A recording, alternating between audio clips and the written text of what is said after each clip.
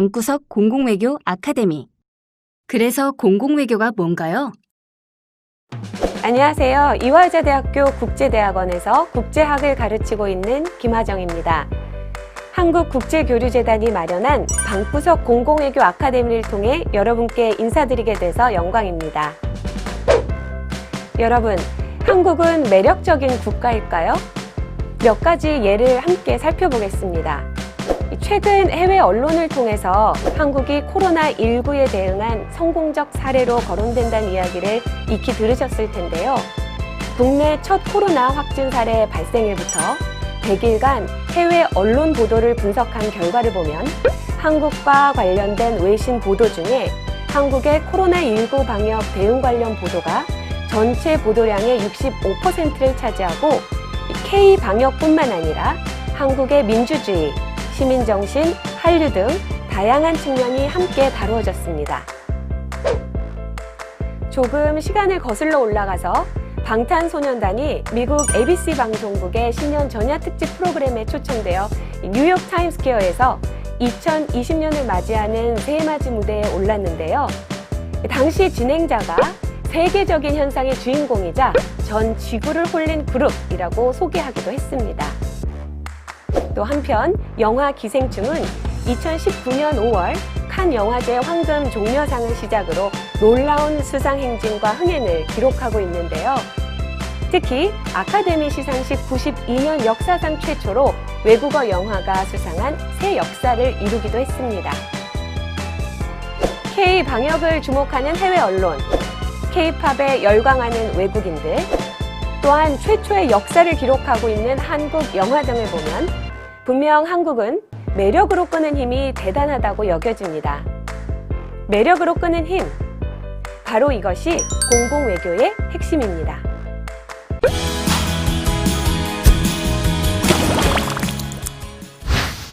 먼저 공공외교에 대해 알아보기 전에 질문을 하나 드리겠습니다. 전 세계의 여러 국가 중에 특정 한 국가를 떠올려 보세요. 어떤 기준 없이 딱 한 국가만 떠올려 보시고 그 국가에 대해 여러분의 생각은 어떠한지 마음속으로 그려보세요. 선택하신 그 국가가 여러분에게 어떤 이미지인가요? 좋은 이미지인가요? 나쁜 이미지인가요? 혹은 괜히 마음이 끌리시나요? 아니면 마음이 돌아서나요? 한 국가에 대한 이미지가 어떠한 직간접적 경험 후에 나빠지거나 또 좋아지거나 하는 그런 경우가 있으실 텐데요.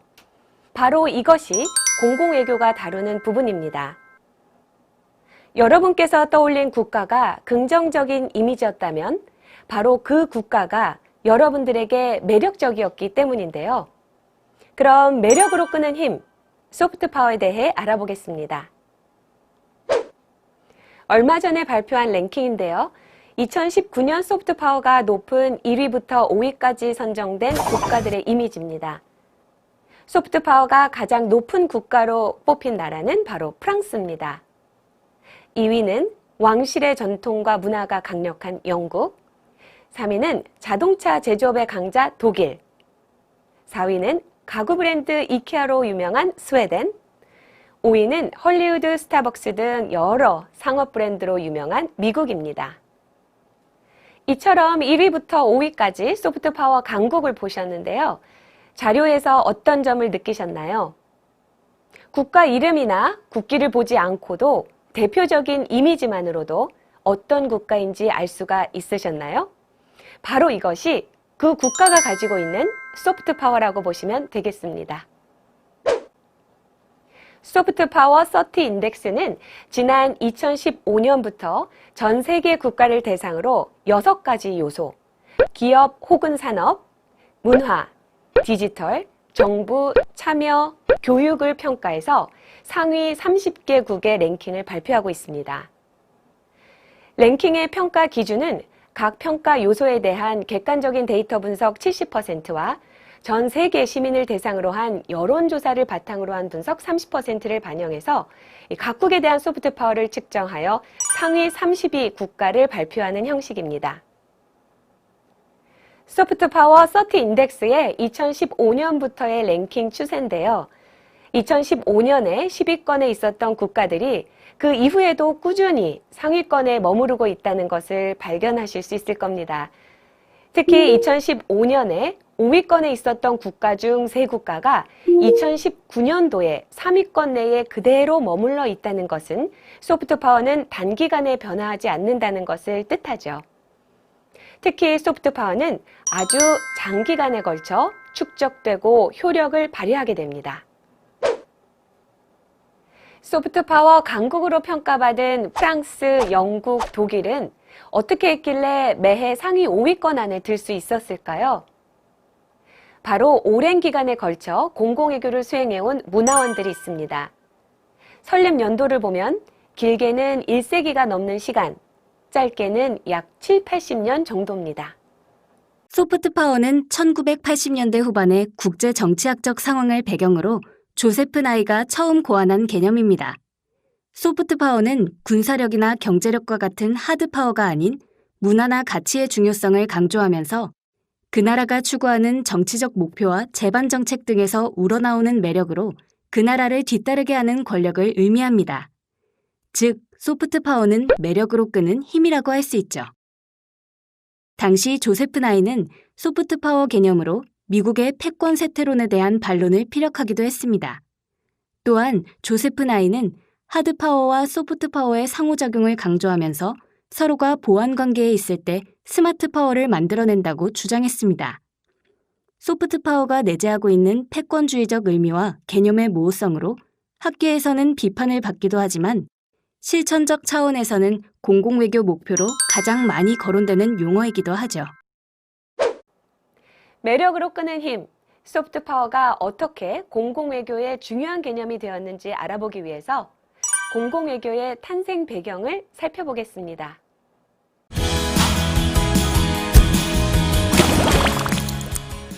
공공외교를 처음 도입한 국가는 미국입니다. 그 배경에는 프로파간다가 있는데요. 20세기 초반 2차례의 세계대전을 치르면서 적을 비방하고 자신들을 찬양하는 선동적 행위, 즉 프로파간다 열풍이 있었습니다. 당시 미국은 소련의 프로파간다에 대응해 미국의 가치를 알리고 타국 대중과의 소통을 강조하는 새로운 접근법이 필요했습니다. 이와 더불어 기술혁명과 매스미디어 발달을 주목해야 합니다.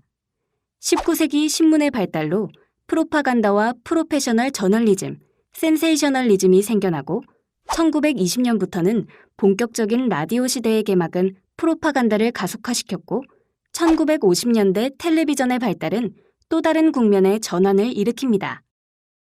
그렇다면 기술혁명이 전통 외교를 어떻게 변화시켰을까요?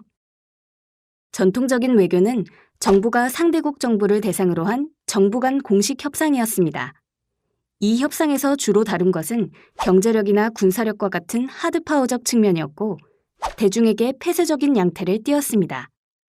따라서 2차 세계대전 이전까지는 외교관들의 외국 국민들과의 접촉은 비외교적인 것으로 규정했는데요. 물론 전시에는 심리전 때문에 국제정보 및 문화 프로그램을 다루기는 했습니다. 대표적인 예가 알리앙스 프랑세즈입니다. 하지만 기술혁명으로 타국 대중을 향한 메시지 전달이 자연스럽게 가능해졌고 또 외교 전략으로 중요해졌습니다. 대표적인 예가 미국 정부가 1942년에 개국한 보이스 오브 아메리카라는 방송입니다. 첫 방송에서는 독일어로 뉴스를 전달했고 나중에는 이탈리아어, 프랑스어, 영어 등이 추가되었습니다. 왜 미국의 방송이 다른 언어를 먼저 사용했을까요? 그 이유는 타국민을 향한 방송이었기 때문입니다. 그리고 이 방송은 국무부의 주요 공공외교 활동이 되기도 했습니다.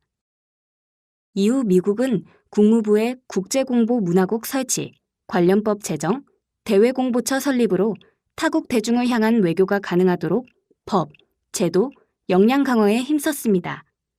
그런데 이 같은 국무부의 노력에 대해 거짓과 선동을 뜻하는 프로파간다와 구분되어야 한다는 요구가 있었고 1965년 미국 터프츠 대학의 에드먼드 걸리언이 에드워드 머로우 공공외교센터를 설립해 공공외교라는 용어를 공식적으로 사용했습니다. 이전에도 공공외교, 즉 퍼블릭 디플로머시가 거론되었었다는 서양의 기록이 있지만 전통적인 외교에 익숙해 있었기 때문에 이 용어는 받아들여지지가 않았는데요.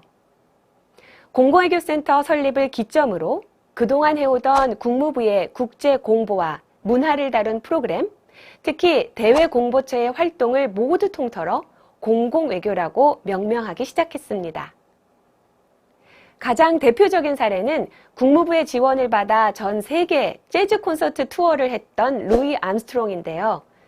당시 그는 진정한 외교 사절단이라고 불리기도 했습니다. 재즈에 깃든 미국의 가치, 자유, 평등을 전 세계에 알렸기 때문입니다. 그럼 미국의 20세기 공공외교에는 어떤 특징이 있나요? 프로파간다와 구분되는 공공외교의 등장으로 이 전통 외교와는 달리 상대국 정부와 타국 대중을 대상으로 하고 국제 공보와 문화와 같은 소프트파워 자원을 다루게 됐습니다.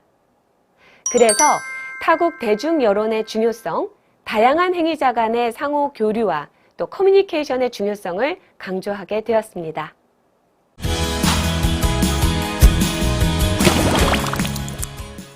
한편 20세기 후반 냉전의 종식과 함께 공공외교는 큰 변화를 맞게 됩니다. 1989년 동독과 서독을 나누던 베를린 장벽이 무너지고 1991년 12월에 소련이 붕괴되었습니다. 1980년대부터 고르바초프가 주도한 경제개혁이 뜻대로 이루어지지 않았고 결국 소련 해체로 이어졌습니다. 이처럼 세계 정세의 변화는 미국의 공공외교에도 영향을 미쳤습니다. 1999년 미국 정부는 40여 년간 공공외교를 수행한 공보처를 폐지하고 관련 업무를 다시 국무부로 통합했습니다. 냉전에 대응하고 사회주의에 맞서기 위해 설립된 공보처는 사회주의 체제가 무너졌으니 더 이상 존속의 의미가 사라지게 됐습니다. 사회주의 체제의 붕괴 이후 세계의 정세는 완전히 다르게 재편됐습니다. 냉전 중에는 미국과 소련이 맞서는 양극 체제였다면 소련이 무너진 뒤에는 오로지 미국만 최강대국으로 우뚝 선 단극 체제가 됐습니다. 이러한 거대한 변화의 와중에 반미주의가 확산되기 시작했습니다. 걸프 전쟁, 르완다 내전, 코소보 분쟁 등 이 미국의 패권주의적이고 반민주적인 행위가 시발점이 되었던 겁니다. 세계 정세만 변한 것이 아닙니다. 라디오와 텔레비전이 외교에 큰 영향을 미쳤듯이 20세기 후반과 21세기 초반에는 정보통신 기술 혁명이 일어나 외교의 패러다임을 바꿔놓았습니다.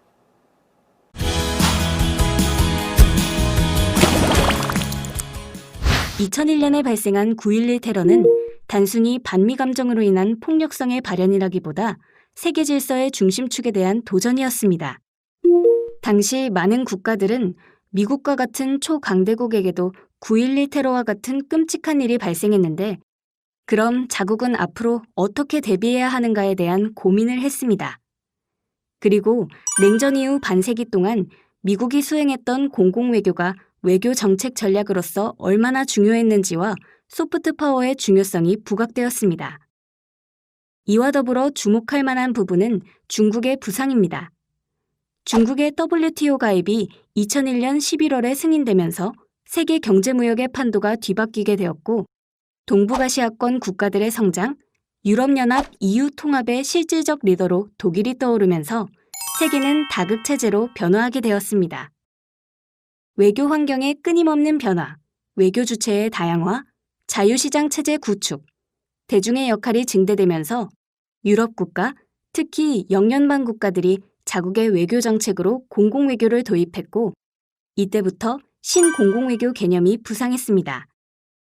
지구화, 정보화, 민주화 추세와 함께 지금은 신공공외교가 전 세계적인 현상이 되었습니다. 특히 4차 산업혁명의 영향, 무국체제의 도래, 글로벌화, 세계 자유무역의 가속화와 포퓰리즘 부상, 글로벌 팬데믹 등으로 인해 진정한 소통을 가능하게 하는 외교 정책 전략이 중요해졌습니다. 현재 당면하고 있는 외교적 과제와 도전들은 이제 한 국가의 힘으로 풀 수 없기 때문입니다. 그럼 20세기 냉전 시대 미국의 공공외교와는 구분되는 21세기 다양한 국가에 의해 추진되고 있는 신공공외교는 어떤 특징이 있을까요? 정부와 다양한 민간 주체들이 타국 정부와 국민, 글로벌 시민, 국제기구, 지역기구 등 다양한 이해 당사자뿐만 아니라 자국 국민을 대상으로 공공외교를 수행합니다. 그렇기 때문에 민간의 참여를 독려하고 민간과 함께하는 외교가 매우 중요합니다. 즉, 공공외교에 있어 대중의 역할이 그 무엇보다도 중요하다고 볼 수 있습니다. 공공외교를 통해 무엇을 얻고자 하는가라고 한다면 실천적으로 가장 많이 언급되는 것이 바로 소프트파워 강화입니다. 이와 더불어 쌍방향 소통을 통한 상호 간의 이해, 신뢰 구축, 관계 구축 등이 공공외교의 목적이라고 정리해 볼 수 있겠습니다. 이를 뒷받침하기 위해 국가 브랜드, 문화외교, 디지털 외교 등 다양한 활동이 전개되고 있습니다. 지금까지 배운 내용들을 잘 살펴보셨나요? 아직까지 공공외교가 무엇인지 궁금하신가요? 저는 공공외교의 해답은 바로 여러분들에게 있다고 생각합니다. 우리나라의 매력으로 끄는 힘을 만들어내는 주인공은 바로 여러분들 자신이기 때문입니다. 여러분들께서 타국민들과 직간접적으로 네트워킹을 하고 그들과 신뢰를 쌓아가는 모든 과정이 공공외교에 있어서 가장 소중한 자산입니다. 또한 여러분들의 세계 시민의식, 글로벌 리더로서의 자질과 덕목은 한국의 매력을 한국의 소프트파워로 만들어내는 힘이 있습니다. 그 힘을 돕기 위해 한국국제교류재단이 다양한 프로그램으로 여러분의 참여를 도모하고 있고요. 또한 외교부를 중심으로 여러 중앙부처와 지방자치단체, 또한 시민사회에서 노력을 기울이고 있습니다. 한국을 매력적인 나라로 만드는 힘의 원천은 국민과 함께하는 공공외교, 또한 우리 국민이 주인공인 공공외교라는 점을 마지막으로 강조하고 싶습니다. 감사합니다.